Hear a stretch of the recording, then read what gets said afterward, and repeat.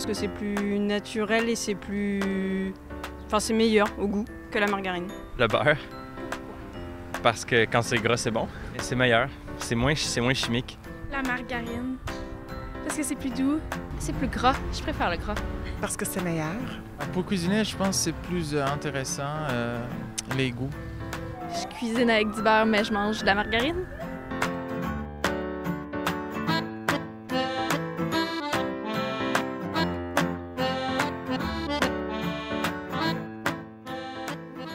Cette semaine, à notre émission, c'est le beurre laitier qui est sur la sellette.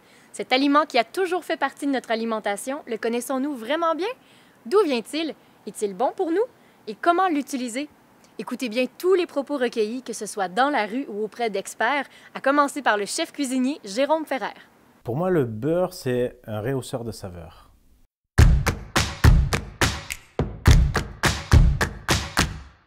La croyance générale attribue l'origine du mot beurre au grec boutiron, signifiant fromage de vache. Par contre, on pourrait croire aussi que ça vient de la langue des gardiens de troupeaux à l'époque des Scythes. Les peuples anciens des Indes orientales utilisaient le beurre comme aliment, comme combustible pour des lampes primitives et pour protéger leur peau du froid. Dans le temps, ce qu'on faisait, c'est qu'on utilisait des espèces de poches de peau d'animal qu'on mettait sur les dos d'âne et quand on mettait la crème dans les poches, l'âne, quand il se promenait, ça barattait et donc quand on ouvrait la poche après, par exemple, avoir fait de la route, on avait du beurre. D'origine millénaire, le beurre est un produit dit noble en gastronomie. Il fait partie de notre alimentation depuis des siècles, mais comment est-il fabriqué? Traditionnellement, le beurre, c'est de la crème. Donc, si on regarde, moi, je regarde ma grand-mère, je regarde différentes personnes que je connais d'une autre époque, donc de 2-3 générations en arrière, le beurre, c'était fait de la crème qu'on récoltait le matin, qu'on prenait sur le dessus du lait, on le mettait dans un petit contenant. Et après ça, on attendait, on faisait maturer la crème. On ajoutait du sel, on la barattait. Après ça, on écrémait le lait, donc procédé plus rapide. On écrème le lait, on n'attend pas que la crème monte à la surface. Et là, on va baratter toujours cette même crème-là qui va encore donner du beurre. Aujourd'hui, dans les industries, on écrème le lait à la minute où est-ce qu'il arrive à l'usine. On ramasse la crème et on va en faire du beurre.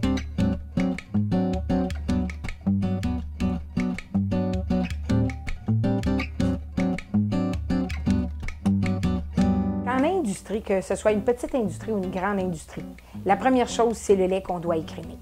Donc, on écrème, on ramasse la crème et à partir de la crème, on fait baratter.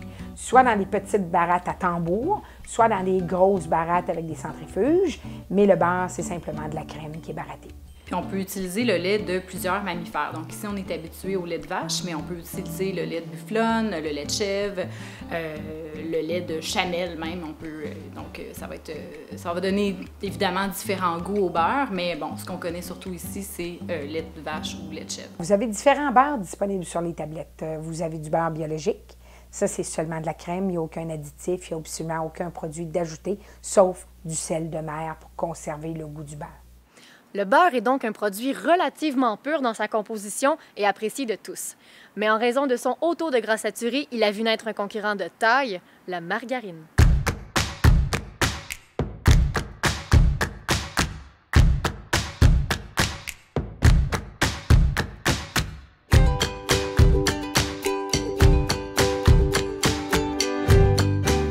Est-ce que le fait de sélectionner le beurre ou la margarine repose simplement sur le choix de l'individu? Ou est-ce que ce sont les circonstances qui font que l'on substitue l'un par l'autre? Pour les margarines comme la Proactive, par exemple, on va ajouter des phytostérols qui sont l'équivalent végétal du cholestérol, si on veut. Fait que ça, encore une fois, on part avec un type de gras à base de gras insaturé. Donc, il y a déjà un facteur qui va aider au niveau du taux de cholestérol sanguin.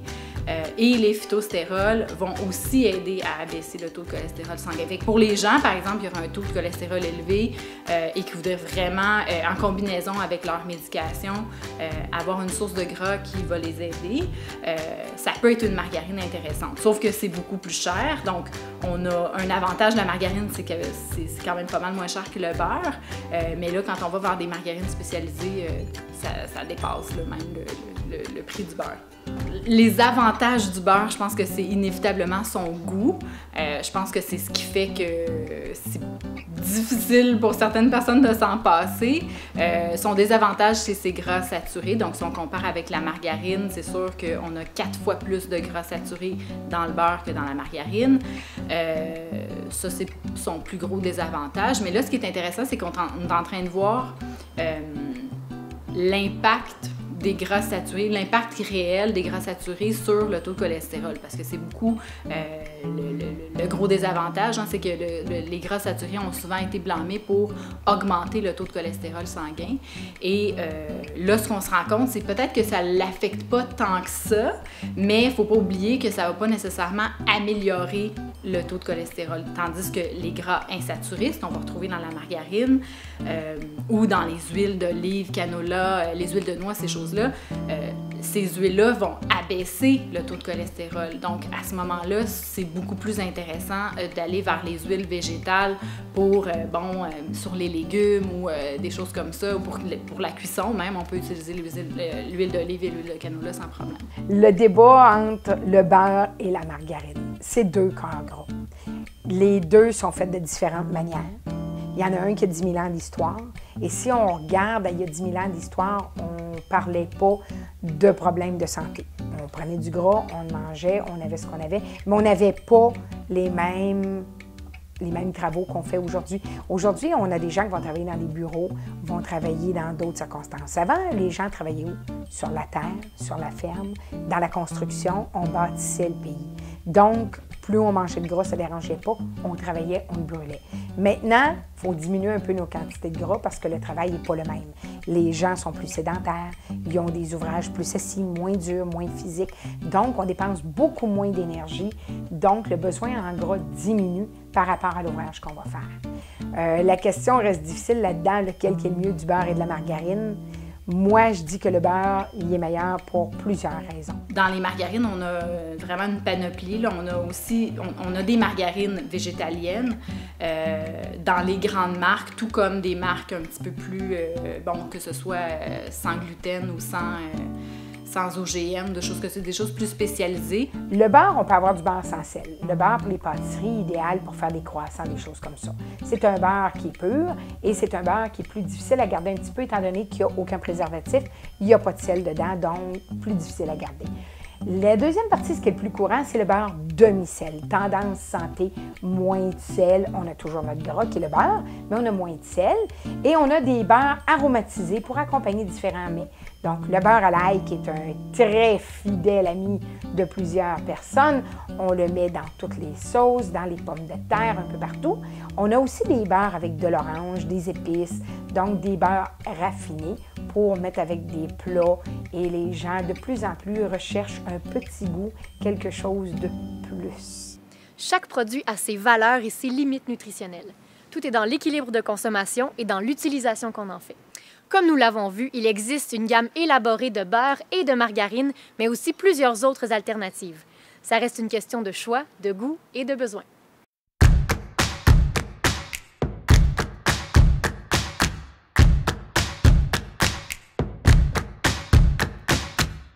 Le beurre, on peut l'utiliser de 1001 manières. C'est sûr qu'on fait un potage, on fait une sauce montée au beurre. Alors, toujours en cuisine, ça les gens ne le savent pas souvent, le beurre, il faut, je ne vais pas dire mal le traiter, c'est-à-dire il faut y aller doucement à température. Souvent les gens vont utiliser mettre une cuillère à soupe de beurre dans un potage qui est trop chaud. Ça va fondre trop vite, il faut laisser le gras se diffuser doucement. Pareil dans une poêle, si on veut faire cuire quelque chose au beurre, moi je dirais qu'il faut démarrer avec une poêle qui est quasiment tiède, voire froide. Il ne faut pas démarrer avec une poêle qui est très chaude. Pourquoi? Ça va brûler instantanément, ça ne va rien apporter. Ça va être un beurre noir. Voilà. Maintenant, faire un beurre noisette, c'est excellent, voilà, pour donner les caractéristiques du beurre. Le beurre, on peut l'utiliser au printemps, en été, quand on a le jardin avec quelques herbes, des fines herbes, où il ne nous en reste pas beaucoup, on peut les mixer et le mélanger dans du beurre. et faire dans un petit rack à glaçons des petits beurres parfumés, avec des épices également. Ce qu'on peut faire par contre, c'est que si on fait un poisson ou quelque chose, on peut le mélanger avec de l'huile d'olive qui a un point de fumée plus élevé. Donc ça va un peu compenser, puis ça va faire en sorte qu'on va pouvoir garder le goût du beurre, mais ça va pas brunir. Donc à ce moment-là, on va avoir quelque chose. Ça va être plus facile en fait de cuisiner avec le beurre de cette façon-là. Pour moi, une viennoiserie, c'est pur beurre.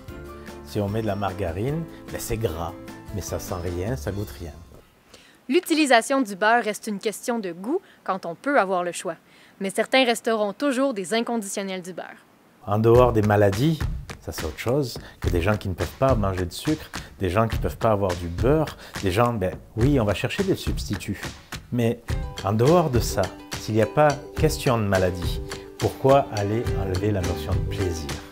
Bien manger, c'est une question avant tout de goût, de bons produits, de fraîcheur, de valeur, de souvenirs en enfance.